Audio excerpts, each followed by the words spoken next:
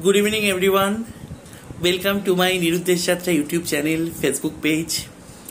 আজকে আমি তোমাদের সাথে আলোচনা করতে এলাম class 9 CBSE board class 9 Bengali সাবজেক্টের কোড 005 ছুটি গল্পটা নিয়ে। ক্লাস 9 এর সিলেবাসে রয়েছে ছুটি গল্প, রবীন্দ্রনাথ ঠাকুরের লেখা ছুটি গল্পটা নিয়ে আজকে আমি আলোচনা করতে এলাম।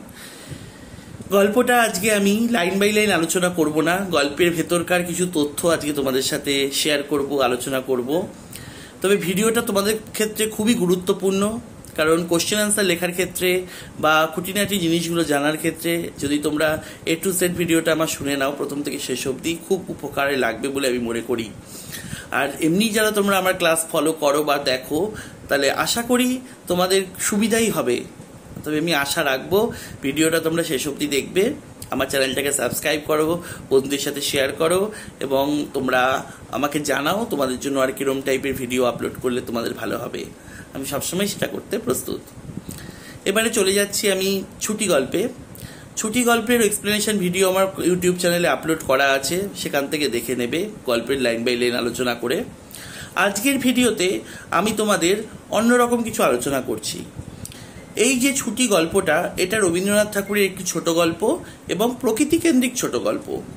এই ছুটি গল্পের মধ্যে গল্পের যে আখ্যান রয়েছে, মানে গল্প রয়েছে, গল্পটা নিয়ে আমি আজকে আলোচনা করছি না, বিষয়বস্তু এটা আমরা জানি সবাই। তবে আমি প্রথম থেকে এইটুকু বলতে পারি, ছুটি গল্পের যে নায়ক সে ফটিক, ঠিক আছে? সেই ফটিকের এই গল্পের মধ্যে দুটো জীবনের কথা দেখানো হয়েছে, একটা গ্রামের জীবন, একটা শহরের জীবন আমরা দেখতে পাচ্ছি। গল্পের প্রথমেই আমরা দেখতে পাচ্ছি ফটিকের গ্রামের জীবনের ছবি, আর গল্পের পরে মানে গ্রামের জীবনের পরে আমরা গল্পের মাঝামাঝি জায়গা থেকে দেখতে পাচ্ছি ফটিকের শহুরে জীবনের ছবি, ঠিক আছে? গ্রামের জীবনে ফটিকের জীবনে যাদের প্রভাব ছিল সেখানে ছিল তার মা, একটা চরিত্রকে আমরা পাচ্ছি মাখনলাল চরিত্র, আর পাচ্ছি ফটিকের বন্ধু বান্ধব। নদীর ধারে শালকাঠের গুড়ি নিয়ে খেলা, সেখানে মাখন বন্ধুদের সাথে ফটিকের খেলা, সেখানে মাখনের এন্ট্রি এবং মাখনের জন্য ফটিকদের খেলা ভেঙে যাওয়া, মাখনের শালকাঠের গুড়ি থেকে পড়ে যাওয়া, মায়ের কাছে নালিশ করতে যাওয়া, ফটিকের বকা খাওয়া এবং অবশেষে আমরা দেখতে পাচ্ছি ফটিকের বাড়িতে ফটিকের মায়ের সাথে দেখা করতে কে এসেছে? বিশ্বম্বর বাবু এসেছে, মানে ফটিকের মায়ের দাদা, ফটিকের মামা সেই বাড়িতে এসেছে।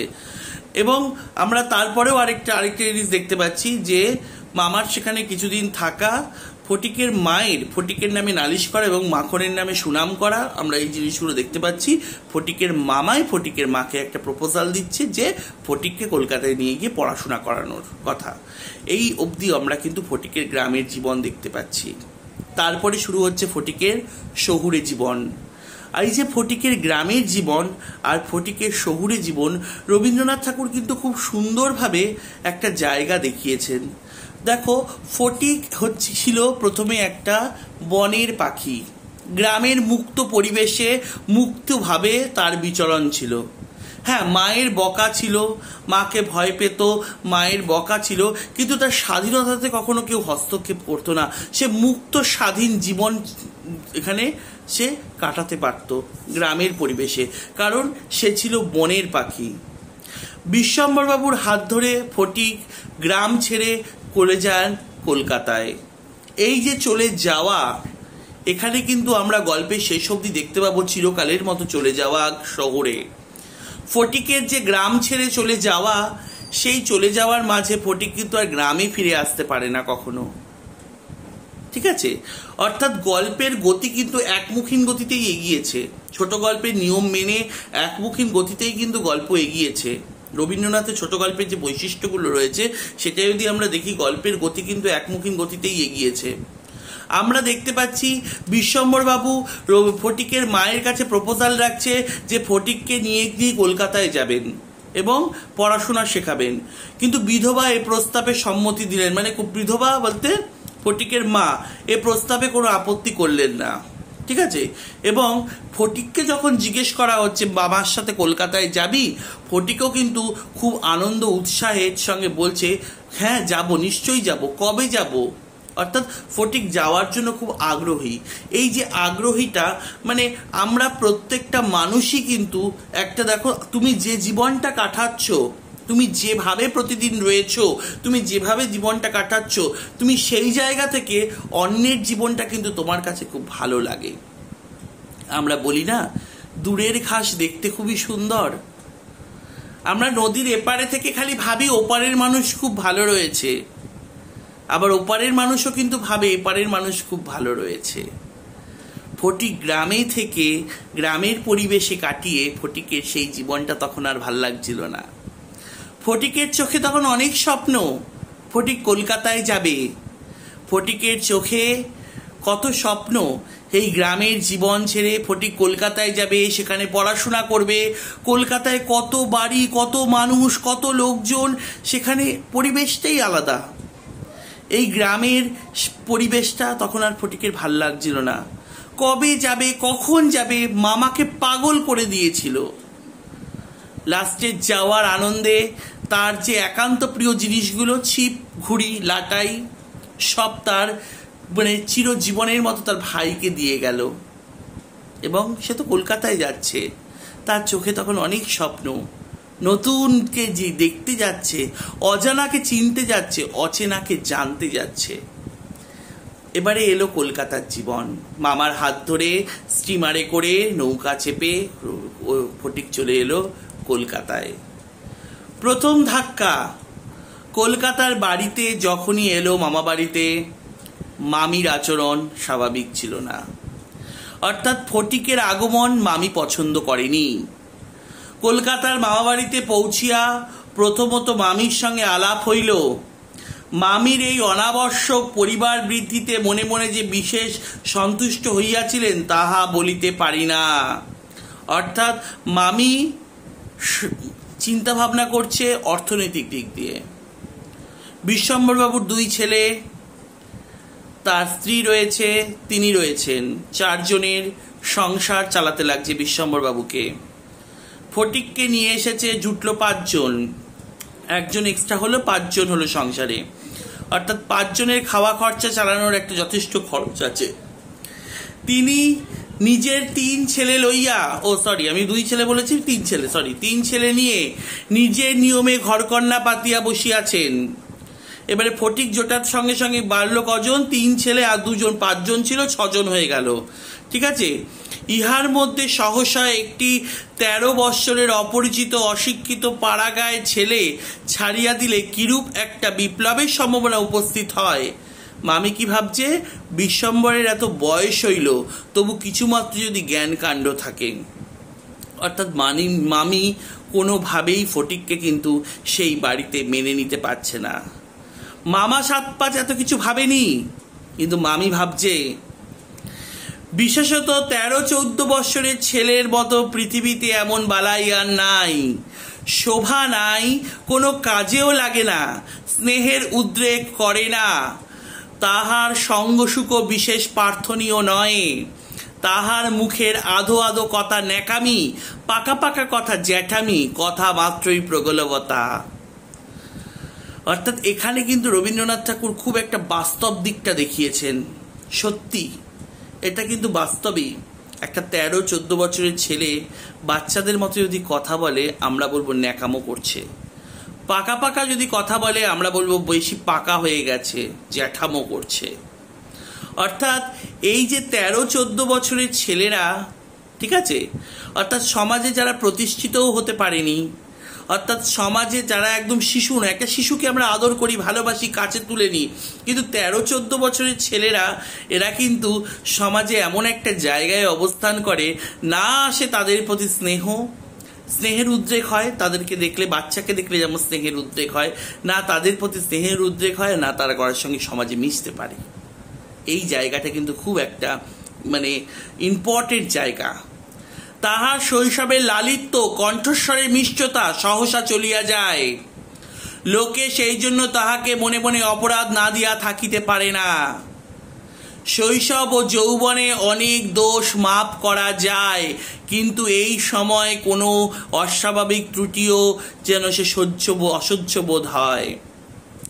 একটা বাচ্চা ভুল করলো, একটা বয়স্ক মানুষ, প্রাপ্তবয়স্ক লোক ভুল করলো, ঠিক আছে, ব্যাপারটা মেনে নেওয়া যায়। কিন্তু এরকম বয়সের একটা ছেলেরা যদি ভুল করে, ভুলটাকে গ্রাহ্য করা যায় না। অর্থাৎ এরকমই কিন্তু আমরা দেখতে পাচ্ছি।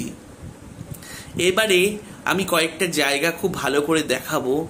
একটু একটু করে সেই পরিবেশে এসে, মামাবাড়ির পরিবেশে এসে আমরা কিন্তু দেখতে পাচ্ছি ফটিকের একটু একটু করে চিন্তা ভাবনা পাল্টে যাচ্ছে কলকাতার পরিবেশ সম্পর্কে। ফটিক এসছিল এক চিন্তা ভাবনা করে, ফটিক বনের পাখি ছিল। ফটিক যেন সেই বন থেকে, বনের পাখি থেকে কখন খাঁচার পাখিতে পরিণত হয়ে গেল, ফটিক কিন্তু সেটা বুঝতে পারল না। কলকাতার পরিবেশে এসে ফটিক খাঁচায় ধরা পড়েছে। অর্থাৎ মামাবাড়ির চার দেওয়ালের পরিবেশ, সেটা ছিন্ন করে ফটিক কিন্তু আর বাইরে বেরোতে পারছে না। সেই চার দেওয়ালের খাঁচার মধ্যেই কিন্তু ফটিকের ছটপটানি একটু একটু করে শুরু হচ্ছে। অর্থাৎ ফটিক আস্তে আস্তে ফিল করছে কি, সেও সর্বদা মনে মনে বুঝিতে পারে পৃথিবীর কোথাও সে ঠিক খাপ খাইতেছে না। এই জন্য আপনার অস্তিত্ব সম্বন্ধে সর্বদা লজ্জিত ও ক্ষমাপ্রার্থী হইয়া থাকেন। অথচ এই বয়সে স্নেহের জন্য কিঞ্চিত অতিরিক্ত কাতরতা মনে জন্মায়। এই সময় যদি সে কখনো সহৃদয় ব্যক্তির নিকট হইতে স্নেহ কিংবা সখ্য লাভ করিতে পারে, তবে তাহার নিকট আত্মবিকৃত হইয়া থাকে, কিন্তু তাহাকে স্নেহ করিতে কেহ সাহস করে না, কারণ সেটা সাধারণ প্রশ্রয় বলিয়া মনে করে। সুতরাং তাহার চেহারা ও ভাবখানা অনেকটা প্রভুহীন পথের কুকুরের মতো হইয়া যায়। খুব গুরুত্বপূর্ণ জায়গা। ফটিক সেইখানে এসে, মামাবাড়িতে এসে একটু একটু করে বুঝতে পারে তার প্রতি এই পরিবারের কারোর কোনো স্নেহ নেই, বিশেষত মামির কোনো স্নেহ নেই। ফটিক দেখতে পায় তার মামি তার 3 ছেলেকে আদর করছে, খাওয়াচ্ছে, তাদের প্রতি তার যে স্নেহ মায়া মমতা, তার বয়সী যে ফটিক, সে তাকিয়ে থাকে কিন্তু স্নেহ পায় না। পথের কুকুরটা যেমন দেখে বাড়ির কুকুরটা কতটা যত্ন পাচ্ছে, প্রভু তাকে কতটা সুন্দর করে খাওয়াচ্ছে, দাওয়াচ্ছে, খুব আদরে রাখছে বাড়িতে, রিল্যাক্সে, পথের কুকুরটা কিন্তু সেই স্নেহটা পায় না। পথের কুকুরটা কিন্তু সেই বাড়ির কুকুরটার দিকে একবারে তাকিয়ে থাকে। ফটিকও কিন্তু তার মনের মধ্যে এটাই ভাবে, আমি আমার বাড়িতে যে মায়ের স্নেহটা পেতাম, মা বকতো, মারতো, কিন্তু ভালোও তো বাসতো, যেটা পেতাম, এখানে কিন্তু আমি সেটা পাচ্ছি না, এখানে আমার সেটা আসছে না, এখানে কিন্তু মামির কাছ থেকে আমি যেটা আশা করছি সেটা পাচ্ছি না। তখন ফটিকের ফিল হয় একমাত্র মাতৃভবন ছাড়া কোনো অপরিচিত স্থান বালকের পক্ষে নরক। এখানে ফটিক আস্তে আস্তে ফিল করছে চারিদিকের স্নেহশূন্য বিরাগ তাকে পদে পদে কাঁটার মতো বিধে। অর্থাৎ সেই মামাবাড়ির পরিবেশে কোথাও কোনো ভালোবাসার জায়গা নেই, চারিদিকে রয়েছে স্নেহশূন্য বিরাগ তাকে পদে পদে কাঁটার মতো বেঁধে। এই বয়সে সাধারণত নারী জাতিকে কোনো এক শ্রেষ্ঠ স্বর্গলোকের দুর্লভ জীব বলিয়া মনে ধারণা হইতে আরম্ভ হয়, অতএব তাহার নিকট হইতে উপেক্ষা অত্যন্ত দুঃসহ বোধ হয়। ফটিক আশা করেছিল অ্যাটলিস্ট মামির কাছ থেকে, আমি মায়ের কাছ থেকে যে আদরটা পেতাম, মায়ের কাছ থেকে যে যে মায়ের সঙ্গে আমার যেরকম সম্পর্কটা ছিল, মায়ের কাছ থেকে যে ভালোবাসা, যে স্নেহটা পেতাম, সেটা আমি মামির কাছ থেকে কোথাও একটা পাবো। কিন্তু এসে দেখলো সবই উল্টো। কি দেখলো? মামির স্নেহহীন চোখকে সে যেন একটা দুর্গ্রহের মতো প্রতিভাত হইতেছে। এইটে ফটিকের সবচেয়ে বাজিত। মামি যদি দৈবাত তাকে কোনো একটা কাজ করতে বলতো না, ফটিক মামির মনটাকে জয় করার জন্য তার চেয়েও বেশি কাজ করে ফেলতো। কিন্তু তার পরিবর্তে মামি তাকে কোনো অ্যাপ্রিসিয়েট করতো না, উল্টে তাকে আরো কথা শুনিয়ে বলতো, থাক থাক, যেটুকু করতে বলা হয়েছে ওটুকুই করো, যাও, অনেক হয়েছে, এখন গিয়ে একটু পড়তে বসোগে, যাও। অর্থাৎ এরকম ভাবে তার মধ্যে উৎসাহটাকে নষ্ট করে দিত মামি। ঘরের মধ্যে এইরূপ অনাদর, ইহার পর আবার হাঁপ ছাড়িবার জায়গা ছিল না। অর্থাৎ ফটিকের এমন একটা পজিশন হয়ে গেছিল, ফটিকের মনের কষ্টগুলো ফটিক কারোর সাথে শেয়ার করতে পারতো না। সেইখানেই ঘরের মধ্যে খাঁচার পাখির মতনই সে ছটপট করত। দেয়ালের মধ্যে আটকা পড়িয়া কেবলই তাহার সেই গ্রামের কথা মনে পড়িত। অর্থাৎ চার দেওয়ালের মধ্যে আটকা পড়ে ফটিক কিন্তু তখন ফেলে আসা অতীতকে চিন্তা করছে, গ্রামের জীবনটা আমার কেমন ছিল, আজ জীবনটা আমার কি হলো। অর্থাৎ দেওয়ালের মধ্যে আটকা পড়িয়া ফটিকের সেই গ্রামের কথা মনে পড়তো, যেখানে ফটিক নিজের ভেতরের কষ্টটা কাউকে বলতে পারে না, কারোর সাথে শেয়ার করতে পারে না, কাউকে তার অভিযোগগুলো জানাতে পারে না। অর্থাৎ মনের কষ্টটা মনের ভেতরেই একদম পুরো কান্না হয়ে ঝরছে। যেখানে মানুষের কষ্টের কথা বলার জায়গা নেই, সেখানে থেকে ফটিক চিন্তা করছে, আমি গ্রামে কত সুন্দর জীবন কাটিয়েছিলাম।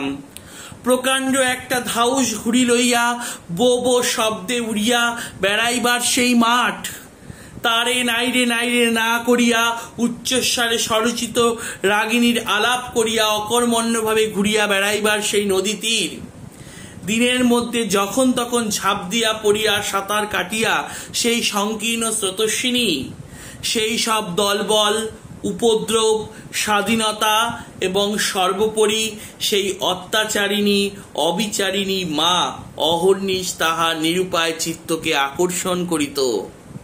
অর্থাৎ ফটিকের বারবার মনে হতো যে আমি যে জীবনটায় ছিলাম, গ্রামের সেই মুক্ত বনের পাখি হয়েছিলাম, আমার যখন যেটা মনে হতো, যখন যেটা ইচ্ছা করতো আমি সেটাই করতে পারতাম। আজকে আমার জীবন থেকে সব হারিয়ে গেছে। আর সব থেকে বড় কথা, যে মা আমাকে প্রচন্ড বকতো, প্রচন্ড মারতো, যাই করুক না কেন মা আমাকে ভালোবাসতো, সেই মাও আজ হারিয়ে গেছে। মাকে আজ মনে পড়ে, কিন্তু মাকে আজ ফটিক কাছে পায় না। জন্তুর মতো প্রকাণ্ড একটা অবুঝ ভালোবাসা, কেবল একটা কাছে যাওয়ার অন্ধ ইচ্ছা, কেবল একটা না দেখিয়ে অব্যক্ত ব্যাকুলতা, গোধূলি সম মাতৃহীন বৎসের মতো কেবল একটা আন্তরিক মা মা ক্রন্দন সেই লজ্জিত শঙ্কিত শীর্ণ দীর্ঘ অসুন্দর বালকের অন্তরে কেবলই আলোড়িত হইত। এখানে আমরা দেখতে পাচ্ছি যে ফটিক ফিল করছে, মায়েরা সব বোঝে। আজ ফটিকের মা যদি ফটিকের কাছে থাকতো, ফটিককে কিন্তু বলতে হতো না তার কষ্টটা। ফটিকের মা তার অন্তরের কথাটা বুঝতে পারতো, তার ছেলে ভালো নেই। আজকে ফটিকের মনের কষ্টটা ফটিক কাউকে বলতে পারছে না, সেই কষ্টটাই মনের মধ্যে জমে শুধু মনের মধ্যেই জল হয়ে কান্না হয়ে ঝরছে। ফটিকের মুখ দিয়ে শুধু মা মা কথাটা বেরিয়ে আসছে। মা যদি আজ পাশে থাকতো, ফটিকের অন্তরের কষ্টটা তার মা বুঝতো। ফটিক যেন বলতে চাইছে, মা তুমি যেখানেই আছো আমাকে এসে নিয়ে যাও, আমি ভালো নেই। অর্থাৎ মন যদি কারোর ভালো না থাকে, মনের মধ্যে যদি কারোর শান্তি না থাকে, সে পড়াশোনাটা করবে কি করে? সেখানে তো পড়াশোনার জন্য এসছে কলকাতায় তার মামার হাত ধরে, সে পড়াশোনাটা করবে কি করে? নির্বোধ এই অমনোযোগী বালক আর ছিল না। একটা কথা জিজ্ঞেস করলে সে হা করিয়া থাকিত। মাস্টার যখন মার আরম্ভ করিত, তখন ভারক্রান্ত গর্ধবের মতো নীরবে সহ্য করত। অর্থাৎ পড়াশোনা করতেও ফটিকের ভালো লাগতো না। মাস্টার মশাই যখন প্রশ্ন করতো, ফটিক হাঁ করে তাকিয়ে থাকতো, কোনো উত্তর দিতে পারতো না। মাস্টার মশাই যখন মার আরম্ভ করতো, ফটিক নির্বোধের মতো গর্ধবের মতো সেই মারগুলো সহ্য করে যেত। অর্থাৎ ফটিকের মধ্যে থেকে সব উৎসাহ হারিয়ে গেছে, ফটিকের মধ্যে থেকে সব ইচ্ছা শক্তি নষ্ট হয়ে গেছে। ফটিক একদিন কি হলো, এর মাঝেই হঠাৎ করে ফটিক একদিন বই হারিয়ে ফেললো, স্কুলের বই হারিয়ে ফেললো। এবং এমনিতেই সহজে পড়া তৈরি হয় না, তারপরে আবার বই হারিয়ে ফেলে ফটিক একদম নাচারে পড়লো, মানে ঝামেলায় পড়ে গেল। মাস্টার প্রতিদিন তাকে অত্যন্ত মারধর আরম্ভ করতে লাগলো, এবং স্কুলে তার এমন জায়গা হয়ে গেল যে তার মামাতো ভাইয়েরা তার সঙ্গে সম্পর্ক অস্বীকার করতে শুরু করলো। ঠিক আছে, এবং এবারে ফটিকের যে বই হারিয়ে গেছে, বই না নিলে তো সে স্কুলে জায়গা করতে পারছে না নিজের। একদিন মামির কাছে এসে একদম পুরো নির্বোধের মতো লজ্জা টজ্জা ত্যাগ করে মামিকে, প্রথমে ভেবেছিল মামিকে কিছু জানাবে না, পরে সে মামিকে এসে বলেই ফেললো যে আমি বই হারিয়ে ফেলেছি। মামি এই কথা শুনে ফটিককে একদম পুরো মানে মুখে ঝাঁকানি দিয়ে মানে একদম পুরো ঝাঁঝি মেরে কথা বলছে, বেশ করেছো, আমি তোমাকে মাসের মধ্যে 5 বার করে বই কিনে দিতে পারিনি। অর্থাৎ ফটিক দেখলো মামিকে কিছু বলাটা বেকার, এবং তখন ফটিকের মানে মামির প্রতি একটা বিতৃষ্ণা ভাবই চলে এসেছিল। ফটিক আর কিছু না বলিয়া চলিয়া যায়। সে যে পরের পয়সা নষ্ট করিতেছে এই মনে করিয়া তাহার মায়ের উপর অত্যন্ত অভিমান উপস্থিত হইল। বলছে, মায়েরা তো সব বুঝতে পারে, আমার মা কি বোঝে না আমি যে পরের পয়সা নষ্ট করছি? এখানে আমাকে কেন পাঠিয়েছিল? আমি নয় আবেগের বশে এখানে আসতে চেয়েছিলাম নতুন জীবনের আশায়, আমার মা তো সব বুঝতে পেরেছিল, তাহলে কেন পাঠিয়েছিল? কি বোঝে না আমি অন্যের সংসারে একটা উপদ্রবের মতো এসে রয়েছি?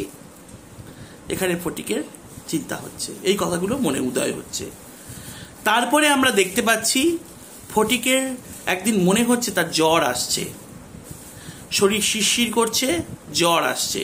তার আগে ফটিক একবার মামাকে জিজ্ঞেস করেছিল কবে যাব মামা, বাড়ি কবে যাব? তখন মামা বলেছিল কার্তিক মাসে পুজো ছুটি পড়লে তখন বাড়ি যাবে, কিন্তু কার্তিক মাস আসতে এখন অনেক দেরি আছে। তার মাঝেই আমরা দেখতে পাচ্ছি ফটিকের জ্বর আসছে, এবং ফটিক মনে করছে এমনিতে মানে মামির কাছে আমি একটা উপদ্রবের মানুষ। স্কুল হইতে ফিরিয়া সেই রাত্রে তাহার মাথা ব্যথা করিতে লাগিল এবং গা শিরশির করতে আসিল। বুঝিতে পারিল তাহার জ্বর আসিতেছে, বুঝিতে পারিল ব্যায়াম বাঁধিলে তাহার মামির প্রতি অত্যন্ত অনর্থক উপদ্রব করা হবে।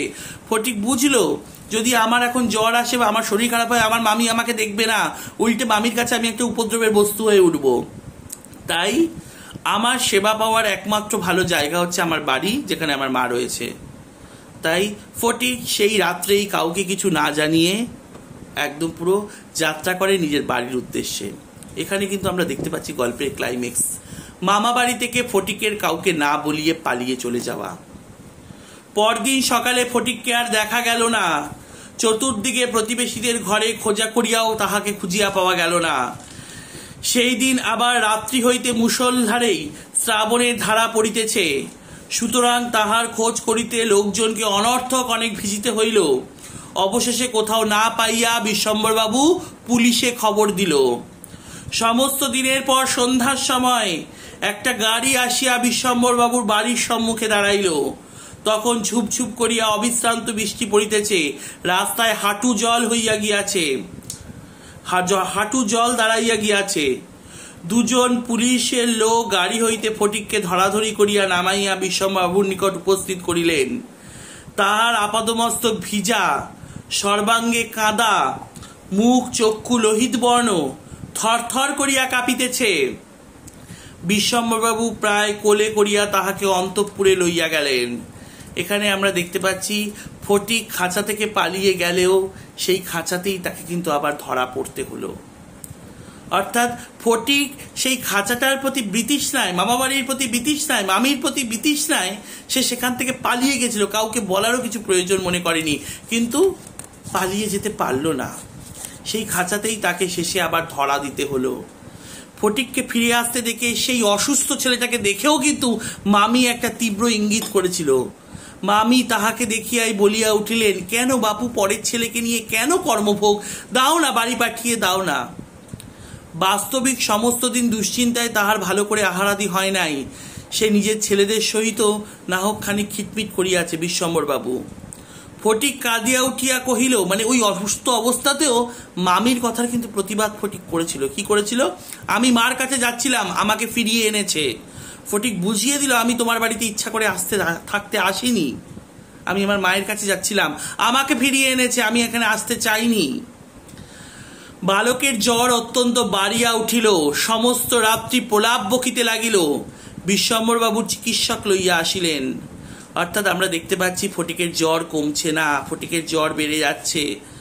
তুমি একটা জিনিস খুব ক্যাজুয়াল দেখো, একটা খাঁচার পাখিকে, বনের পাখিকে যদি খাঁচার মধ্যে বন্দি করে রাখা হয়, যে বনের মধ্যে চিরকাল মুক্তি অবস্থায় ছিল, সে চিরকাল সুন্দরভাবে নিজের জীবন কাটাতো, উড়ে বেড়াতো, যখন যেটা মনে হতো করতো। সেই বনের পাখিটাকে যদি হঠাৎ করে খাঁচায় বন্দি করা হয়, খাঁচার মধ্যে ছটপট করতে করতে করতে করতে সে কিন্তু বেশি দিন টিকতে পারে না। সেই খাঁচার মধ্যেই কিন্তু তার অপমৃত্যু হয় যদি না তাকে ছেড়ে দেওয়া হয়।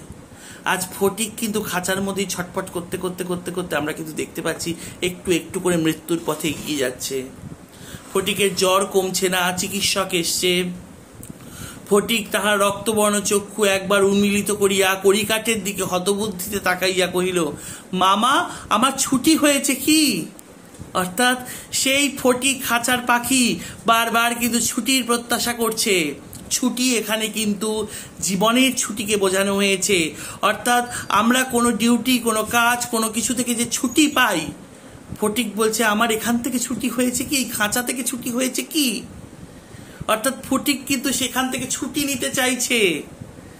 যেহেতু সেই মামা বাড়ির চার দেওয়ালের গণ্ডি থেকে ফটিক ছুটি না পেয়ে গ্রামের বাড়িতে যেতে না পারেনি, সেই জন্যই ফটিক কিন্তু জীবন থেকে লাস্টে কিন্তু ছুটি নিয়ে নেয়। এবং অবশেষে যখন ফটিকের অবস্থা খুবই গুরুতর হয়ে পড়ল, ডাক্তার যখন বলেই দিল যে অবস্থা বড়ই খারাপ, তখন বিশ্বম্বরবাবু স্তিমিত প্রদীপের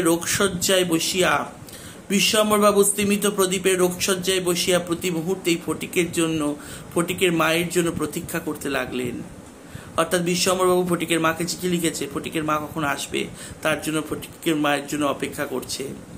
ফটিক প্রলাপ বকছে, ফটিকের প্রলাপে উঠে আসছে তার মনের মধ্যে যখন খুব আনন্দ ছিল, খুব আশা ছিল, একটা নতুন জীবনে যাচ্ছি মামার হাত ধরে, নৌকা করে যখন সে গ্রাম থেকে কলকাতায় আসছে, সেই সময় খালাসিরা কিভাবে ছিপ ফেলছে, সেই সময় খালাসিরা কিভাবে সুর করে করে মানে নৌকা টানছে, দাঁড় টানছে, যে জিনিসগুলো ফটিক দেখেছিল সেগুলো তার মনের মধ্যে ছিল।